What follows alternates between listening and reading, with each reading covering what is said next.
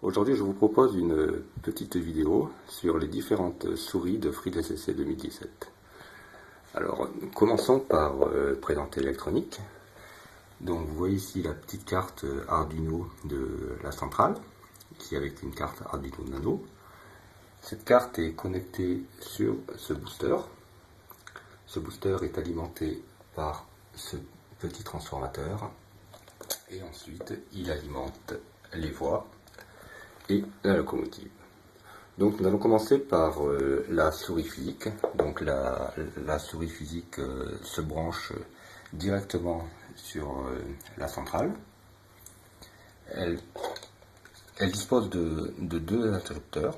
Donc un interrupteur pour monter l'écran et les descendre.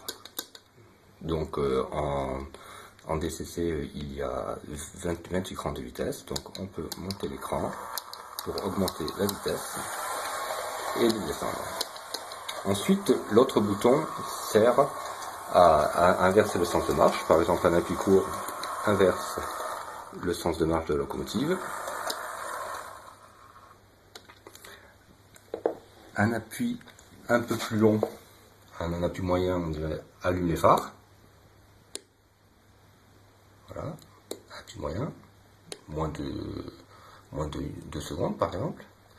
Ensuite, ce bouton sert aussi à l'arrêt d'urgence. Deux appuis courts déclenchent l'arrêt d'urgence de toutes les locomotives du réseau. Et 3 appuis courts enlèvent l'arrêt d'urgence. Ce bouton sert aussi à sélectionner les locomotives. Donc, par exemple, si je veux sélectionner ma locomotive qui est ici à l'adresse 8, j'appuie longtemps sur ce bouton, par exemple 10 secondes, et une fois que c'est fait, je vais spécifier l'adresse par autant d'appuis moyens que de dizaines dans l'adresse, et autant d'appuis courts que d'unités. Donc ici 8, je vais faire 8 appuis courts. 1, 2, 3, 4, 5, 6, 7, 8. Et je vais pouvoir ensuite utiliser ma locomotive. Par exemple, si je remplace la locomotive numéro 8 par la locomotive numéro 7, donc d'adresse DCC numéro 7, il me suffit d'appuyer 10 secondes sur le bouton multifonction et ensuite de sélectionner 1, 2, 3, 4, 5, 6, 7 et la locomotive devrait fonctionner. Voilà. Changement de sens de marche par un appui court, allumage des feux par un appui moyen, arrêt d'urgence. Et on enlève l'arrêt d'urgence. Donc les souris physiques sont vraiment faciles à faire car il suffit d'avoir tout simplement deux boutons et quelques diodes, comme nous voyons l'électronique interne. Ensuite, elle se connecte simplement sur la centrale par un connecteur à deux fils. Bon, ici j'ai choisi un connecteur RCA. Mais je pourrais bien sûr choisir d'autres connecteurs. Donc ces souris physiques peuvent fonctionner en autonome, c'est-à-dire que la centrale n'a pas besoin d'être reliée à un ordinateur, mais elles peuvent aussi fonctionner avec un ordinateur. Donc j'ai connecté la centrale sur un ordinateur, un PC portable, mais ça pourrait très bien être une Raspberry Pi par exemple. Donc ici FreeDCC 2017, nous allons aller dans l'écran de sélection des locomotives. Donc dans cet écran, nous pouvons choisir une locomotive. Donc ici, par exemple, nous allons utiliser la locomotive numéro 8 que j'avais utilisée en premier. Je vais mettre cette locomotive.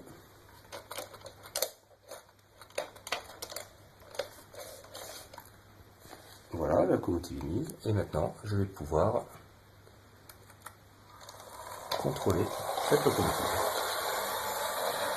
Par exemple, je peux allumer le feu. Donc, le feu sont allumés. Je peux changer le sens de marche.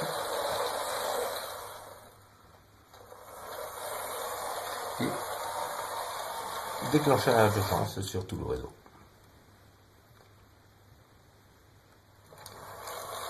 Bien entendu, les souris physiques, si je rebranche ma souris physique,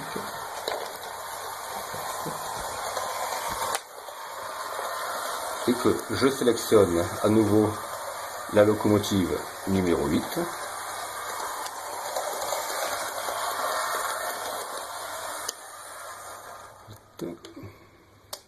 nous voyons que bien que la centrale soit reliée au PC, je peux toujours diriger la locomotive avec cette souris. Et la petite souris virtuelle suit les commandes de la souris physique.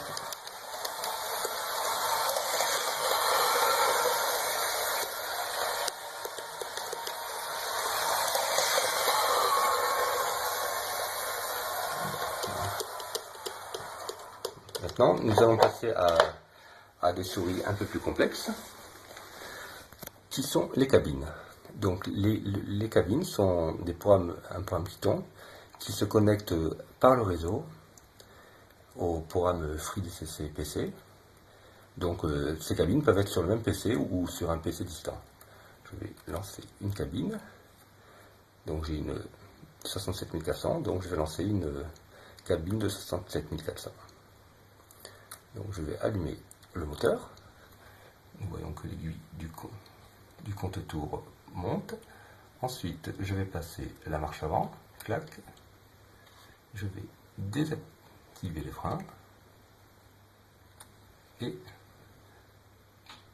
tractionner. Donc je mets le régulateur sur stop. Et ensuite, j'incrémente sa vitesse.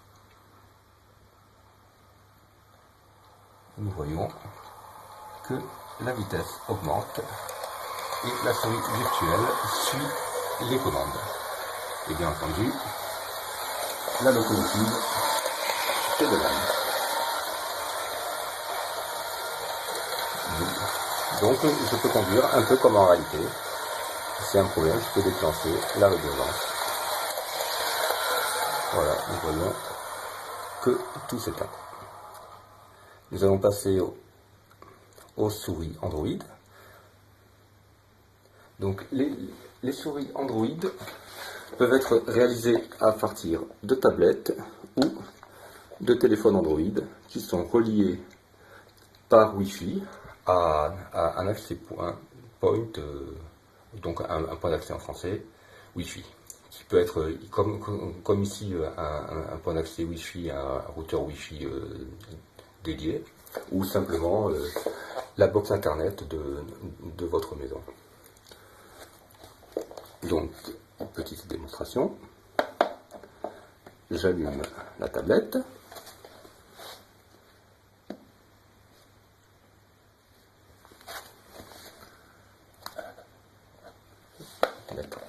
Alors, où il y a moins de reflets.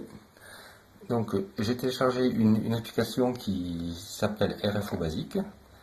C'est un interpréteur basique qui permet d'interpréter, donc d'exécuter le programme en basique. Et j'ai écrit un petit programme en basique pour faire une souris.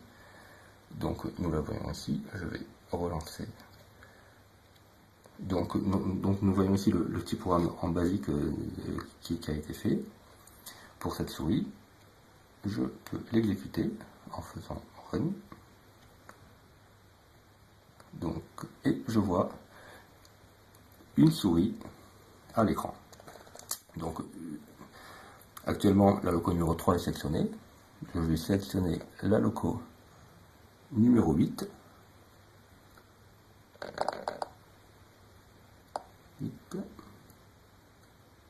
Okay. Et maintenant, si tout va bien, normalement, la loco numéro 8 va obéir aux ordres. C'est le cas. Et bien entendu, la souris virtuelle de l'écran va suivre des commandes de cette souris Android. Voilà, je peux allumer les phares. Hop. Voilà. Je peux faire un arrêt d'urgence. Voilà, et nous voyons qu'il y a bien un arrêt d'urgence. La locomotive s'est arrêtée. Je peux enlever l'arrêt d'urgence. Bien entendu, changer le sens de marche.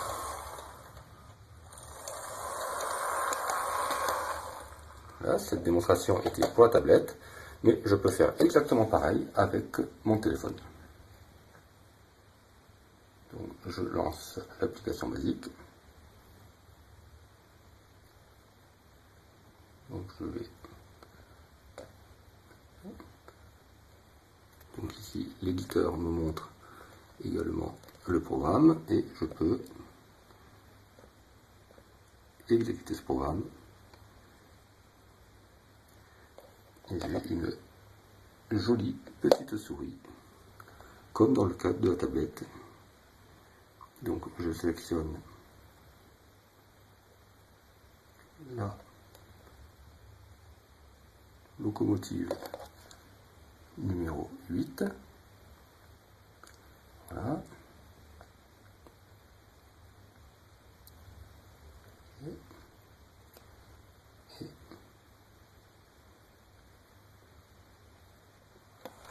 Et nous voyons que je peux commander la locomotive. Donc en jouant sur le potentiomètre virtuel,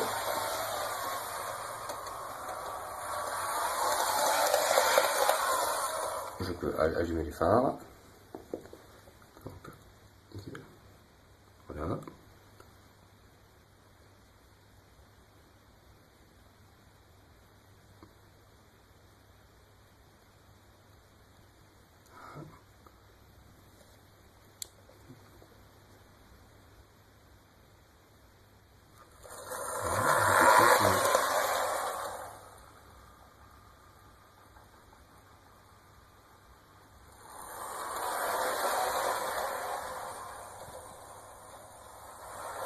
Voilà, donc je peux contrôler ma locomotive à distance avec le téléphone ou la tablette. Et la dernière façon de contrôler les locomotives est d'utiliser le mode automatique. Par exemple, ici j'ai un script.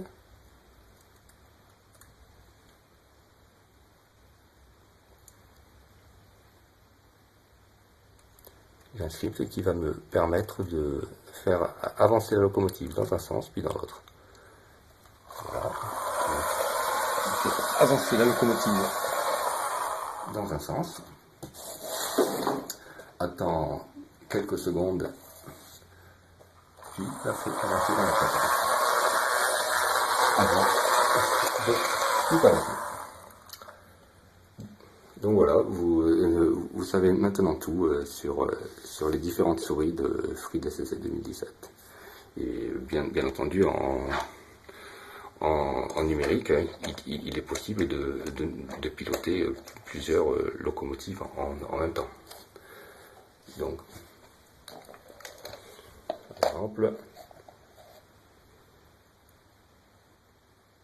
si je peux toujours contrôler la locomotive numéro 8, mais si je veux, je peux contrôler en même temps la petite locomotive numéro 7. Voilà. Voilà, vous savez tout sur les différentes souris de FreeDSSC 2017.